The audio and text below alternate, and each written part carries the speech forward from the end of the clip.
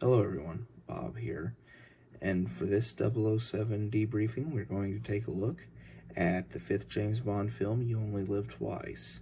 This film came out in 1967, and it was directed by Lewis Gilbert. Is based upon the Ian Fleming book, and when Richard Mabium, or Mabom, I'm not sure how you say that, I apologize for butchering it, wasn't available to write the screenplay. He had done the screenplay for some of the previous Bond movies. The producers eventually settled upon Roald Dahl, the writer of the children's book writer. He wrote like James and the Giant Peach, I believe Charlie and the Chocolate Factory. Dahl was a close friend with Ian Fleming, and that's why he was chosen to write the screenplay. But he hated the book You Only Live Twice. He thought it was Fleming's worst work in the Bond series. He kept complaining about there not being a plot. Him and Lewis Gilbert worked together, and as he put it, Lewis Gilbert would give him some ideas and then leave him alone to do the writing, which Dahl liked. Nancy Sinatra sang the You Only Live Twice theme song. Her father, Frank Sinatra, passed on it. She was reportedly very nervous when she did it, and they had to do 25 takes before everybody was happy with the way it sounded. The plot in this one is about there's an American spaceship that is hijacked, or there's this other ship that quote-unquote swallows the American spaceship, and the ship that did the hijacking or swallowing was tracked down into the Sea of Japan, and so Bond is sent to investigate. The Americans think it's the Soviets. When a Soviet spacecraft disappears later, the Soviets claim it's the Americans. Bond's just trying to stop World War III. This is the first of the Connery Bond films that I actually saw. I watched it on VHS as a kid, so it's got a lot of nostalgia value for me.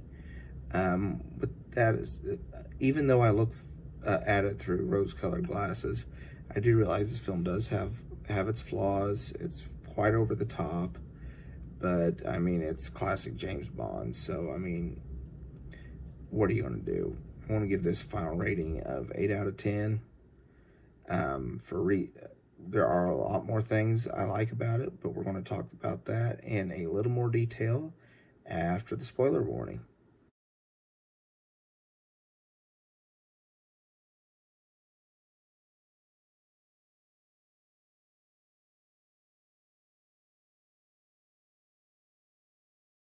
I liked a lot of things in this movie. First off, Spectre's back, and Spectre is that classic villain organization in the spy movies of the era.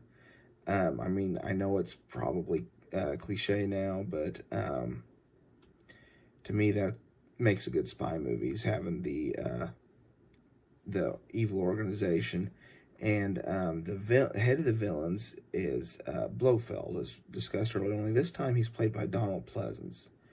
And Donald Pleasance, to me, I mean, don't get me wrong, Charles Gray and everybody else that plays the part, Telly Savalas, they all do good jobs. But Donald Pleasance, of course, being a big Halloween fan and a fan of his Loomis work, Donald Pleasance elevates the character to another level. I mean, it's the one that they mirrored the bad guy in the Austin Powers movies after. I mean, that's the quintessential Blofeld performance in my mind. This is, of course, the one where Bond puts together the mini helicopter from Q Branch and flies it around and gets in the dogfight with the other helicopters, and it's just a fun sequence of events. It's very well shot. I love the stuff that takes place in Spectre's lair underneath the volcano, and how they come to realize that that's what it is. It's a secret lair, and that top of it's just metal. And then when the Japanese forces come in and the music and everything, John Barry did a wonderful job scoring this film. Nancy Sinatra's theme song is excellent. I say this being the first film that I was exposed to from the Connery era, as a kid. It left quite an impression on me, and it's one I still love to go back and watch, no matter how silly it is at times.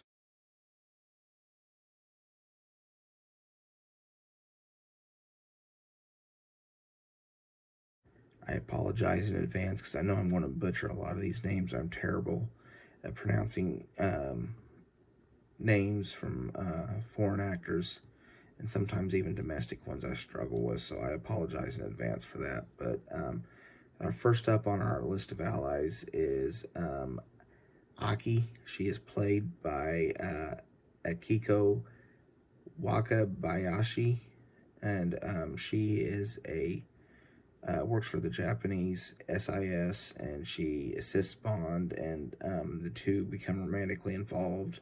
Unfortunately, however, she is poisoned. They're going for Bond, but she is accidentally the one that's poisoned, but she doesn't make it. Kissy Suzuki is played by Mai Hama. Her dialogue is dubbed by Nikki Vanderzeel, again, who had done roles, or had dubbing roles for Thunderball and Dr. No and From Russia with Love. But Kissy Suzuki is an ally of Bond who poses as his wife, and actually go through a traditional Japanese wedding ceremony to help him go be undercover and to hide from the Spectre forces, so he wouldn't draw any attention to himself when he is at the island. Tiger Tanaka is played by Tetsuro Tamba. I hope I said that right, and I apologize if I'm not saying any of these right. But he's the head of the Japanese Secret Service. He helps Bond all throughout the whole movie, and he even comes in and helps fight in Blofeld's lair at the end. Charles Gray plays Deco Henderson. Unfortunately, he isn't in this film, but for one scene, and he is actually stabbed through the wall. And ironically enough, Charles Gray himself comes back and plays Blofeld himself 2 films later in Diamonds Are Forever. Mr. Osato is a Japanese industrialist. He's played by Teru Shimada, and he is secretly affiliated with Spectre. Karen Dorr plays Helga Brand, or Spectre number 11. She is Osato, I'm sorry if I said that wrong. She is his secretary, and she is a Spectre assassin. She tries to kill Bond by tying him up in an airplane and setting it to crash while she skydives out. Unfortunately, however, for her, Bond manages to escape, and so Blofeld feeds her to the piranhas.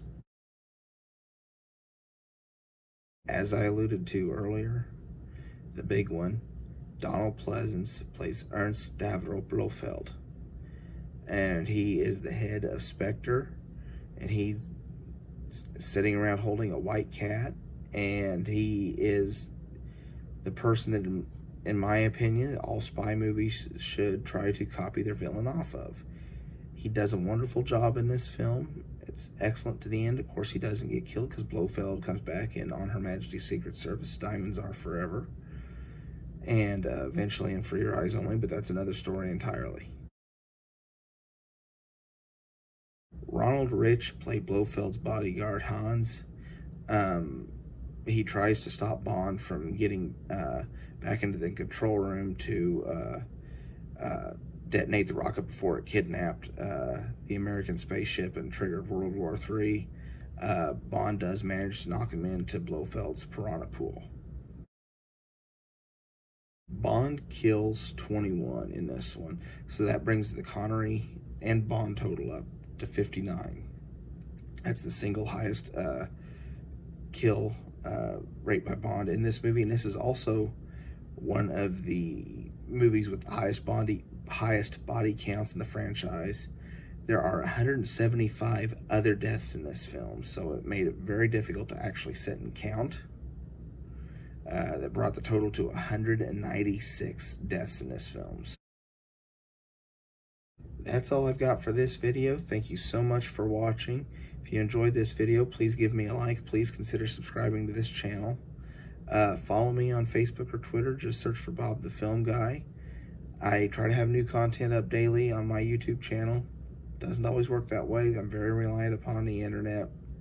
It doesn't always work the way it's supposed to, but thank you so much for watching. Stay safe out there, guys. And for now, this is Bob signing off.